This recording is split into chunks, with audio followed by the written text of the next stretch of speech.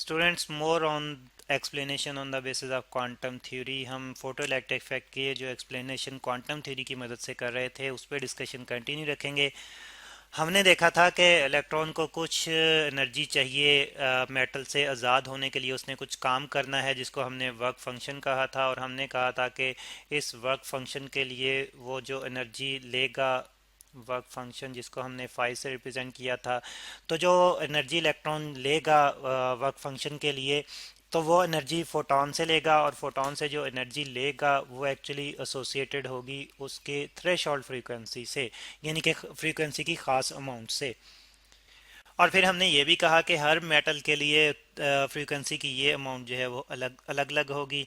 तो एक्चुअली होगा ये कि हर मेटल की अपनी अपनी बॉन्डिंग जो है वो होगी, यानी कि अपनी बॉन्डिंग या अट्रैक्शन फोर्स होगी इलेक्ट्रॉन पे।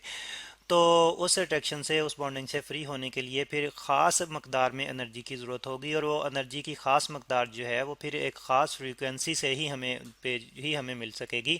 फोटोन की एनर्जी के मुताबिक, यहाँ पे आप देख रहे हैं एनर्जी इक्वेशन के मुताबिक ख़ास फ्रीक्वेंसी पे ही फोटोन की हमें वो एनर्जी मिल सकेगी।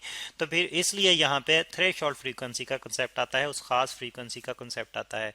तो फिर हम देखते हैं कि अगर हम जिसको इसको हम क्योंकि कट ऑफ फ्रीक्वेंसी भी कहते हैं, तो अगर हम इस फ्रीक्वेंसी से कम फ्रीक्वेंसी की या इवन इफ इस फ्रीक्वेंसी की भी लाइट डालें, एग्जैक्टली इस फ्रीक्वेंसी की भी लाइट डालें, तो होगा क्या? इलेक्ट्रॉन मेटल सरफेस से फ्री तो हो जाएगा, लेकिन क्योंकि उसको मूव करने के लिए भी एनर्जी की ज़रूरत है, काइनेटिक एनर्जी भी चाहिए, तो वो फ्री तो हो जाएगा लेकिन उसको मज़ीद एनर्जी नहीं मिल पाएगी कि वो मूव कर सके, इसलिए वो फिर मूव नहीं कर पाएगा। तो हमें कोई करंट नहीं मिलता, कोई फोटो करंट नहीं मिलता। तो इसलिए इस थ्रेशोल्ड फ्रीक्वेंसी से ज़्यादा फ्रीक्वेंसी की लाइट डालते हैं तो इलेक्ट्रॉन आज़ाद भी होता है मेटल सरफेस से, यानी कि एच एफ अगर ग्रेटर हो एच एफ नॉट से, तो इलेक्ट्रॉन जो है वो यहाँ पे एच एफ कुछ पार्ट जो है वो वर्क फंक्शन के तौर पर यूटिलाइज कर लेगा इलेक्ट्रॉन, तो वर्क फंक्शन और जो कि बराबर होगा एच एफ नॉट के। और बाकी जो यहाँ से एनर्जी बचेगी वो इलेक्ट्रॉन अब काइनेटिक एनर्जी के तौर पर यूज़ करेगा और मूव करेगा। तो फिर यहाँ पे हमने देखा कि क्वांटम थ्योरी की मदद से ये चीज़ हम एक्सप्लेन कर पाते हैं कि किस तरह से यहाँ पे फिर ख़ास फ्रीक्वेंसी का जो है वो ताल्लुक सामने आता है। और फिर हमने देखा कि इलेक्ट्रॉन जो है वो अगर उसको एक स्पेसिफिक काइनेटिक एनर्जी चाहिए, के ई की अगर हम बात करें, तो ये काइनेटिक एनर्जी जो है ये वो लेगा जो इंसिडेंट फोटोन है उसकी जो एनर्जी है माइनस जो उसने वर्क फंक्शन किया है उससे, यानी कि इसमें से जो कि टोटल एनर्जी हमें मिल रही है, टोटल एनर्जी हमें फोटोन की मिल रही है ये एच एफ। तो उसमें से हम वर्क फंक्शन वाला, इलेक्ट्रॉन का वर्क फंक्शन वाला पार्ट निकाल देंगे, तो बाकी जो है वो इलेक्ट्रॉन काइनेटिक एनर्जी के तौर पर यूज़ करेगा। और ये इलेक्ट्रॉन की मैक्सिमम काइनेटिक एनर्जी होगी, ठीक है, मैक्सिमम काइनेटिक एनर्जी। और हमने स्टूडेंट्स देखा कि फाई जो है जो कि वर्क फंक्शन की रिप्रेजेंट कर रहा है, ये एक्चुअली बराबर है एच एफ नॉट के, ठीक है। तो यहाँ पे फिर हम जो है वो यहाँ पे हम लिख लेते हैं कि फाई जो है एच एफ नॉट के बराबर है। तो अगर फाई की जगह मैं एच एफ नॉट पुट कर दूँ तो के ई जो है वो मेरे पास आ जाएगी H F minus H F not. अब स्टूडेंट्स आप गौर करें कि अगर फोटोन की टोटल एनर्जी ये है, अगर फोटोन की टोटल एनर्जी ही जो है वो एच एफ नॉट के बराबर हो, यानी कि उसी फ्रीक्वेंसी पर वो एमिट कर रहा हो, फोटोन जो है वो रेडिएशन, फोटोन जो है वो उसी फ्रीक्वेंसी से रिलेटेड हो जो कि थ्रेशोल्ड फ्रीक्वेंसी है, तो एच एफ जो है वो अगर हो ही सिर्फ एच एफ नॉट, तो फिर यहाँ पे हमारे पास क्या आ जाएगा, के ई मैक्सिमम जो है वो के ई जो है वो ज़ीरो आ जाएगा, H F naught minus H F naught zero आ जाएगा, ठीक है। तो इस तरह से हमने देखा कि अगर फोटोन के पास टोटल एनर्जी ही जो है वो थ्रेशोल्ड फ्रीक्वेंसी से रिलेटेड हो, तो फिर जो है वो इलेक्ट्रॉन को मूव नहीं करवा पाएगा, इलेक्ट्रॉन को काइनेटिक एनर्जी नहीं दे पाएगा। तो मैथमेटिकली भी जैसे कि हमने पहले डिस्कस किया था ये चीज़ हमें क्लियर हो चुकी है। अच्छा, अब हम बात करते हैं कि काइनेटिक एनर्जी जो है वो फ्रीक्वेंसी के साथ ही क्यों रिलेटेड है। तो स्टूडेंट्स इसी इक्वेशन से क्लियर हो रहा होगा कि काइनेटिक एनर्जी जो है फ्रीक्वेंसी के साथ क्यों रिलेटेड है फोटोन की फ्रीक्वेंसी के साथ। यहाँ पे फिर हम क्लियरली देख रहे हैं कि जब हम वेव की एनर्जी को फोटोन की एनर्जी के पॉइंट ऑफ व्यू से जो है वो डिस्कस करते हैं, ठीक है।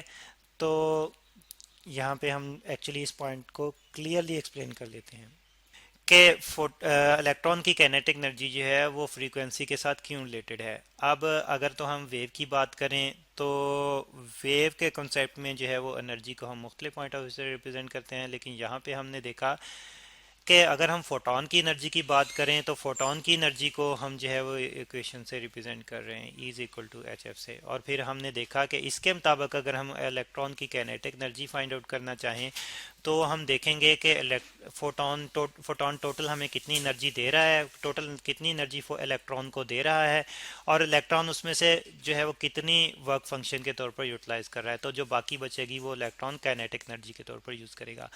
अब यहाँ पे अगर मैं जो है फाई की जगह एच एफ नॉट पुट कर दूं तो फिर मज़ीद मुझे क्लियर हो जाएगा, मज़ीद हमें जो है क्लियर हो जाएगा कि क्यों electron kinetic energy of electron जो है वो फ्रीक्वेंसी पे डिपेंडेंट है। क्योंकि हमने देखा कि यहाँ पे जो है वो काइनेटिक एनर्जी का रिलेशन, यहाँ पे जो फोटोन की एनर्जी जो है वो एच एफ से फाइंड आउट कर रहे हैं, और यहाँ पे जो इंटरेक्शन है वो फोटोन का इलेक्ट्रॉन के साथ है, यानी कि एक पार्टिकल का पार्टिकल के साथ है, वेव का पार्टिकल के साथ नहीं है।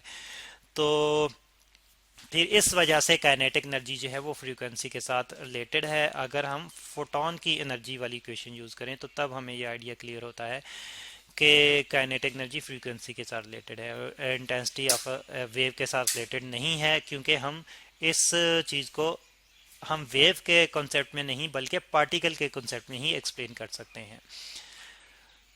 तो ये पॉइंट हमें क्लियर हो गया। और फिर एक पॉइंट और भी था, और वो पॉइंट ये था कि कोई डिले क्यों नहीं आता। इलेक्ट्रॉन जैसे ही लाइट सरफेस पे पड़ती है फौरन से इलेक्ट्रॉन जो है वो सरफेस से निकल आते हैं, कोई डिले क्यों नहीं आता। तो इस चीज़ को भी एक्सप्लेन कर लेते हैं। No delay, delay formation of electrons for emission of, जैसे ही लाइट पड़ती है वैसे इलेक्ट्रॉन जो है वो निकलना शुरू हो जाते हैं, इलेक्ट्रॉन्स फोटो करंट जो है वो स्टार्ट हो जाता है फ्लो करना इलेक्ट्रॉन्स। तो इसकी वजह यह है कि जैसे कि हमने कहा कि ये वन ऑन वन इंटरेक्शन है, एक फोटोन का एक इलेक्ट्रॉन के साथ इंटरेक्शन है, one on one interaction.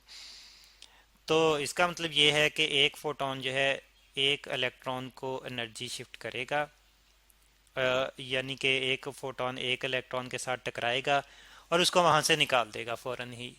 Electron को मुख्तलिफ फोटोन से एनर्जी कलेक्ट नहीं करनी पड़ेगी वहां से निकलने के लिए, बल्कि अगर फोटोन की एनर्जी कम है तो इलेक्ट्रॉन निकल ही नहीं पाएगा। जैसे कि हमने देखा कि अगर फोटोन की एनर्जी जो है वो एच एफ नॉट से कम है तो इलेक्ट्रॉन वहां से निकल ही नहीं पाएगा, और अगर फोटोन की एनर्जी जो है वो ज़्यादा है तो फिर इलेक्ट्रॉन जो है वहां से निकल पाएगा, और एक फोटोन जो है वो एक इलेक्ट्रॉन से फ़ौरन एनर्जी ले लेगा और उसको बाकी फोटोन से एनर्जी कलेक्ट करने की ज़रूरत नहीं पड़ेगी। तो फिर स्टूडेंट्स यहाँ पे हमें जो है वो ये भी क्लियर हो जाता है कि क्यों कोई डिले नहीं आ रहा, क्योंकि इलेक्ट्रॉन को जो है वो एनर्जी कलेक्ट करने में कोई टाइम नहीं लग रहा, उसको कोई टाइम नहीं चाहिए एनर्जी कलेक्ट करने के लिए। तो बल्कि अगर फोटोन की एनर्जी जो है वो एच एफ नॉट से ज़्यादा है, यानी कि फ्रीक्वेंसी थ्री शॉर्ट फ्रीक्वेंसी से ज़्यादा है, तो फोटोन से इलेक्ट्रॉन जो है वो एनर्जी लेकर इजीली निकल जाएगा। और अगर फ्रीक्वेंसी थ्री शॉर्ट फ्रीक्वेंसी से कम है, इसका मतलब है फोटोन की एनर्जी एच एफ नॉट से कम है, तो इलेक्ट्रॉन नहीं निकल पाएगा। तो स्टूडेंट्स आई होप कि आपको फोटो इलेक्ट्रिक इफेक्ट का फिनोमेना जो है वो कम्प्लीटली समझ में आ गया होगा। और ये हमने यहाँ पे देखा है कि इस चीज़ को classical wave theory, classical physics जो है वो एक्सप्लेन नहीं कर पाती, बल्कि हम क्वांटम थ्योरी की बेस पर, क्वांटम फिजिक्स की बेस पर इस चीज़ को समझ सकते हैं। तो अल्बर्ट आइंस्टाइन को इसी एक्सप्लेनेशन पर जो उसने फोटो इलेक्ट्रिक इफेक्ट की दी थी ऑन द क्वांटम थ्योरी की बेस पर उसने जो एक्सप्लेनेशन दी थी, तो इस एक्सप्लेनेशन की वजह से आइंस्टाइन को नोबेल प्राइज़ दिया गया था। तो क्योंकि यहाँ पे फिज़िक्स की एक नई चीज़ जो थी वो सामने आई थी, और देखा गया था कि मुख्तलिफ प्रॉब्लम जो सामने आ रही हैं उनको क्वांटम थ्योरी की मदद से हम एक्सप्लेन कर सकते हैं, जैसे कि आइंस्टाइन ने फर्स्ट टाइम किया।